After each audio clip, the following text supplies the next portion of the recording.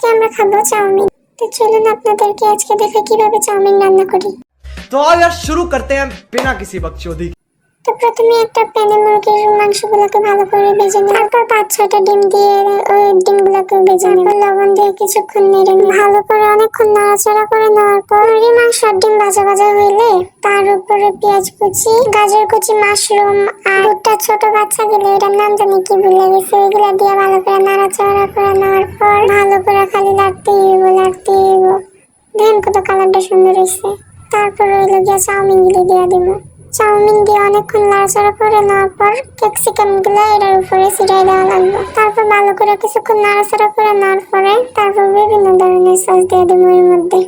Sauce দেওয়ার পরে আবার কিছুক্ষণ লাড়তে হইব। বেশি লাড়তে চাড়তে যে আবার মাঝখানে টাস করে পড়া যায়। ওইটা গেছে এটা কোনো ব্যাপার না, বড় বড় জিনিস রান্নতে গেলে ছোটখাটো কিছু পড়েই যায়। এক পর্যায়ে কিন্তু লাড়তে লাড়তে আমাকে চাউমিন রান্না হয়ে গেছে। তো সুন্দর করে চাউমিন গুলো পরিবেশন করে আপনাকে সবাই দাওয়াত দিলাম। মায়া ফ্রেন্ড কিন্তু খাইতে। তো আল্লাহ হাফেজ সবাইকে।